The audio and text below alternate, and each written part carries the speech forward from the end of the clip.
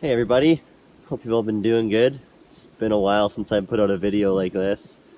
It's been a while since I've actually put out any trip videos. Life has been quite busy, but we're back now, and I think I'm going to put my shelter right here, set up my tarp, and have a nice little fire out front. So as some of you already know, the month of July was quite busy for me. I actually got married. Yeah, I'm a married man now.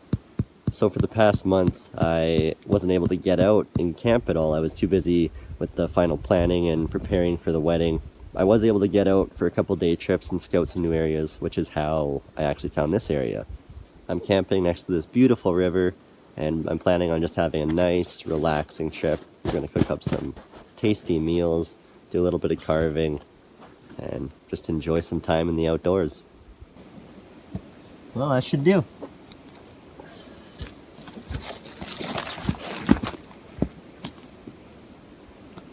So now that we got our tarp up, bed made, next thing is to get our food into a cooler. I think the easiest way to keep your food cool on these types of trips is to put it into a plastic bag or a dry bag and submerge it in a river or stream or some type of cold water. The only issue is that you don't always have the luxury of camping beside a body of water. So I'm going to show you another way that I use to keep my food cool on these trips. It's pretty simple. You just dig a hole about a foot down into the ground. And in this case, it's kind of a sandy area and the ground is already slightly moist. If the ground was fairly dry, you'd want to pour some water in just to moisten the soil on the inside of the hole. You don't want there to actually be standing water in it, but just enough to dampen the inside of the hole. And I like to put a rock in the bottom just to keep my food up off the ground so that insects are less likely to crawl through it and eat it. And then you just put your food in the hole and cover the top with a big rock or log or something that will keep the hole closed and keep the sunlight out. So how this works is the ground's already fairly cool, and when you moisten the inside of the hole, as the water evaporates, it draws heat away from your food. Well, the mosquitoes are starting to come out and they're getting pretty bad, so I should probably start a fire and get some smoke going through here. And I can also cook up some food. I think I'm gonna go for a bow drill fire today. It's been quite a while since I've done one. But I've got lots of time, so we'll mess around with it and see what we can make happen.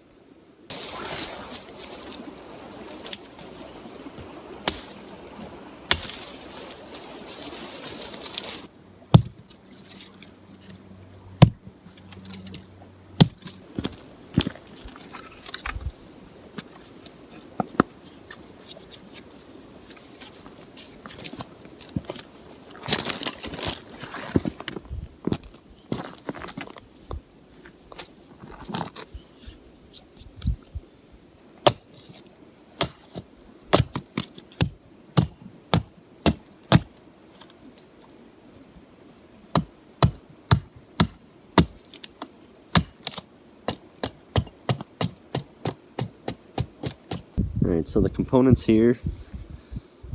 The baseboard is made from a piece of white spruce driftwood that's nice and dry, and the spindle is made from a piece of dead and dry willow.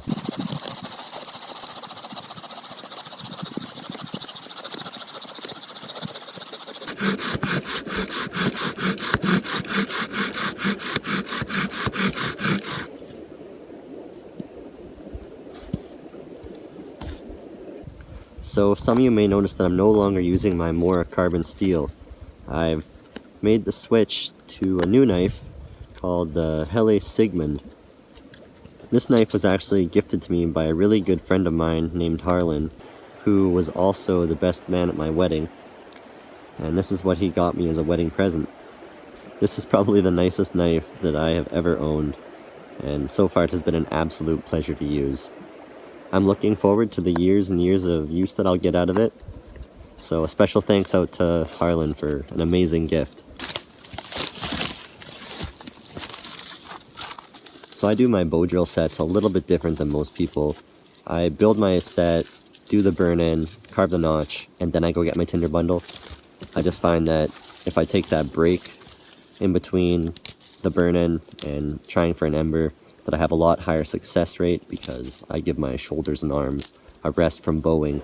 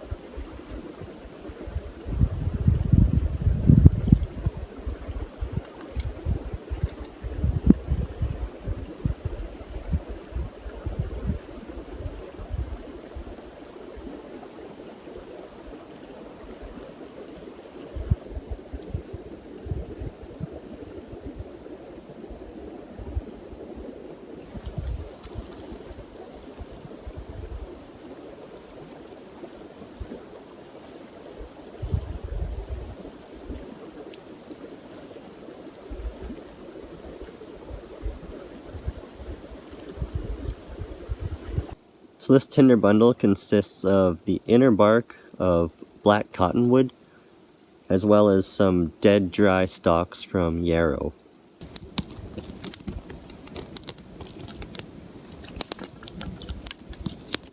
So I'm getting ready to cook dinner here. To prep the fire, I think I'm going to throw on a bunch of that black cottonwood bark, just to put on the fire and build up a nice bed of coals. It creates coals a lot better than this driftwood does.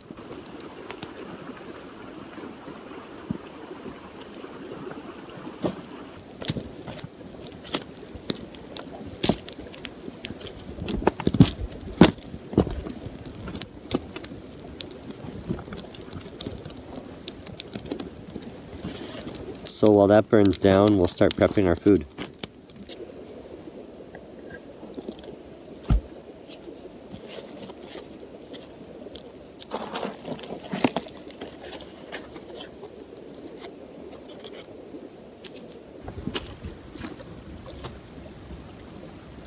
For dinner, we're having fried steak cutlets with fried potato wedges.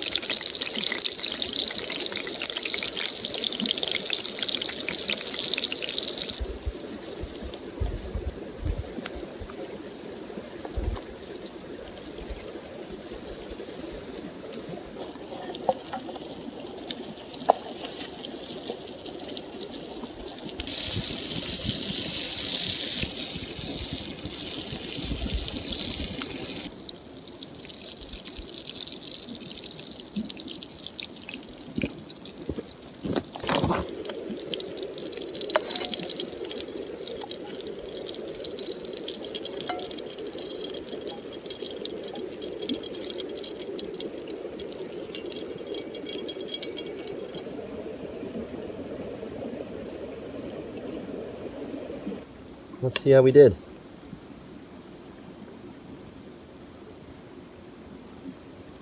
Mmm. Mmm. Those cutlets are good.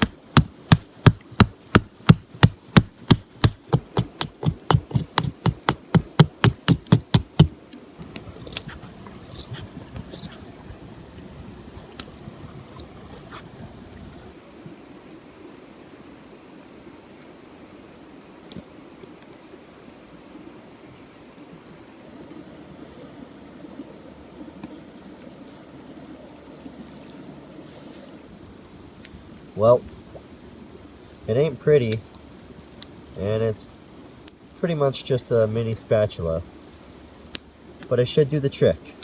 Should be able to eat my breakfast tomorrow. It's gonna be good. So, nothing to do now besides sit back, put on a pot of tea while I was carving, so got myself some nice black tea to drink while I sit next to the fire and wait for the sun to go down.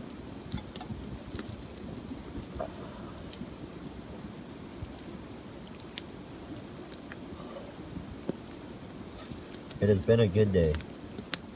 I decided to build a little fire ring right in front of my shelter. I'm gonna carry some of these coals from this fire over to my shelter, and then that way throughout the night I won't have to wake up, get my boots on, come out here, throw more wood on, go back to bed. I'll just be able to reach out for my blankets and throw another log on and then go back to bed. So this is what my night is going to entail. Sitting outside in the middle of nowhere, next to a nice warm fire, drinking some tea. Doesn't get much better than this.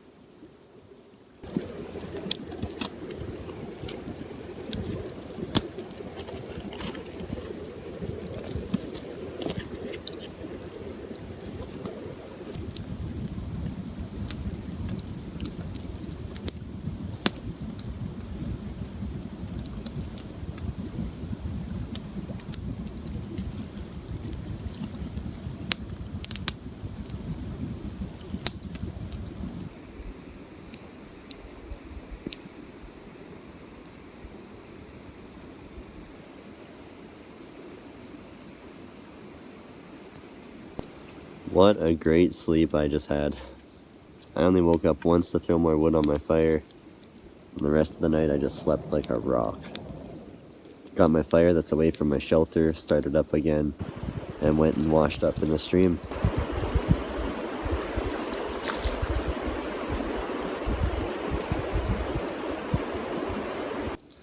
What a good night. Very pleasant. I think what I'm going to do now is go get more of that black cottonwood bark so I can throw it on the fire, build up a nice coal bed, and get to cooking me some breakfast. I'm excited for this.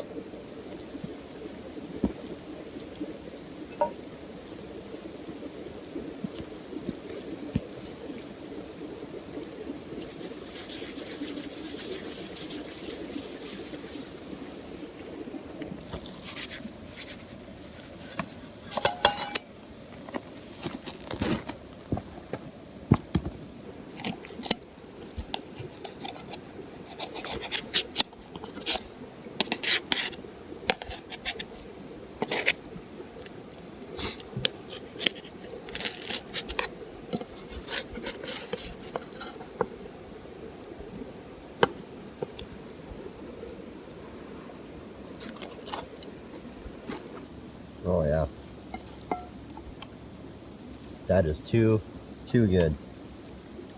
I call it the Bushman pancake. I don't know if this has ever been done before. I've never seen it done, so. Sure tastes awesome though. Mm.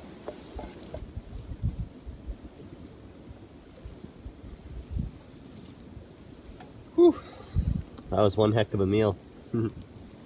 Just gonna sit here, enjoy some tea, wait for the fire to die down, relax a little bit, and then I'll take down my camp and get this place back to looking how I found it. Well folks, that's it for me. Thank you for watching and happy trails.